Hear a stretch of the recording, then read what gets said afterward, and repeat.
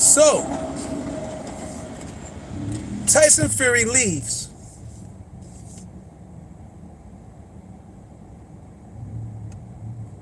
The grave raiser, Ben Davidson, the young trainer that helped him bounce back from the depths of depression, drug abuse, and so on. Peace and pugilism to you, Abraham. Tyson Fury leaves Ben Davidson. And positives and negatives. Well, let's start with the negative. And what negative this could be, which is not really a negative, but Tyson Fury didn't look great his last fight. It seemed like he lost some conditioning that he gained from the fight versus Wilder. He looked soft. So,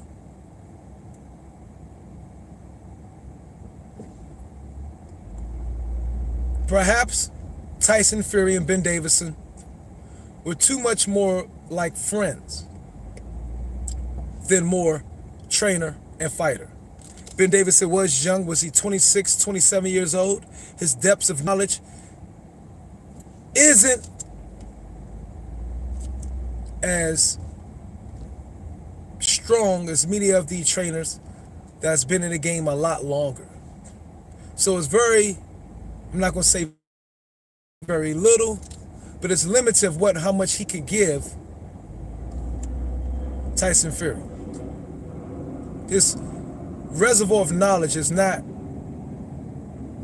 as, say, perhaps deep as his father's,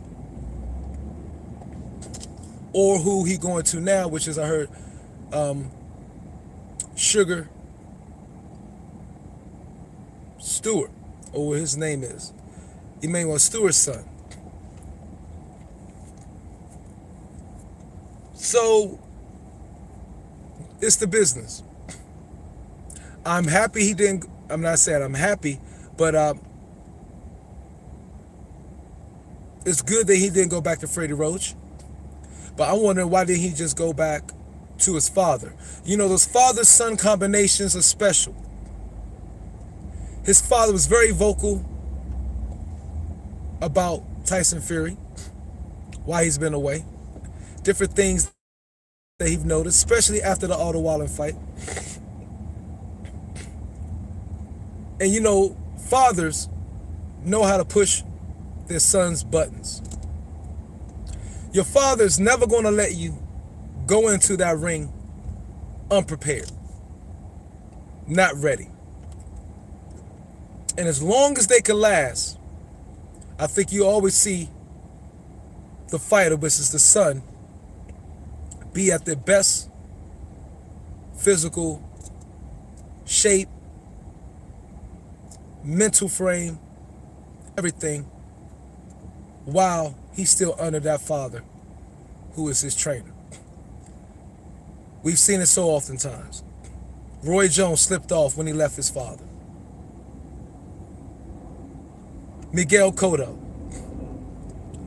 The list goes on. Now, a good thing is that it was good for Tyson Fury to help Ben Davidson make a name for himself. Ben Davidson was a trainer nobody knew. At least I didn't. I don't know about you guys. So Ben Davidson, at a very young age, has a name now. A name that he didn't have before, and it was very, very cool for Tyson Fury to give him that.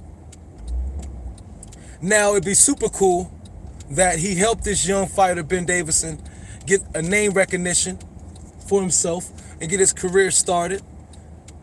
But Ben Davidson, we all probably figure, is still so much that he can learn as a trainer in the sport. There's so much more Ben Davidson can learn. So since Tyson Fury did not go back to his father, he went with, I guess, Andy Lee too, some of the old guys that he had relationships with. It'd be cool if Ben Davidson would allow it, that Ben Davidson can then become more as a co-trainer, strength and conditioning, whatever, because Ben Davidson still has a lot of experience that he can gain by being with Tyson Fury and being with other trainers that's been trainers for longer. So it'd been nice to see if that could have happened, you know what I mean? But, it's how the sport goes. That actually, if Ben Davidson could take a step backwards, I should say. Take a step back and learn from the guys Tyson Fury was going to bring on as his head trainer and co-trainers.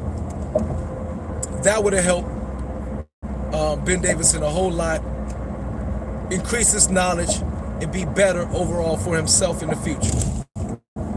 That'd have been dope. But I hope this improves and helps Tyson Fury.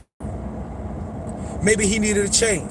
Like I said, I think maybe Tyson Fury, Ben Davidson didn't have the, should I say, reputation, history, or should I say the credibility to really push Tyson Fury, who is still very young in his career at only 30 or 31 years old, push him or get out of him what he needed to. Because maybe Tyson Fury is still in the back of his mind subconsciously like,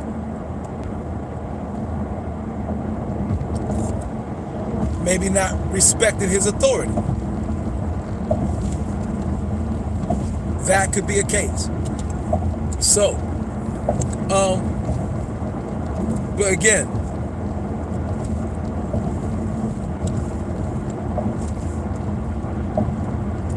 hope it works out well for Tyson Fury. And I hope he gets wherever he's missing with the new team that he's going back with or picking up with right now, from where he was getting with Ben Davidson, or where he was the things that he lacked, that he wasn't receiving, that he could have took Ben Davidson with him. And if Ben Davidson had the humility to take a back seat and still be involved in the camp, that'll work well for him. I repeat myself again because there's not much I could really, not much that I know, that we know what's going on, because not much has been disclosed. And like Ben Davidson said, they maintain still a good friendship. And there you have it.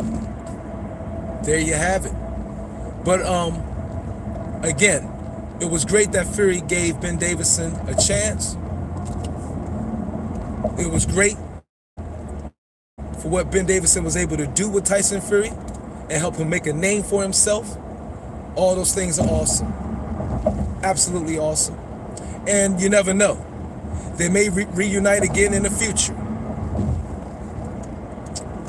Only time will tell.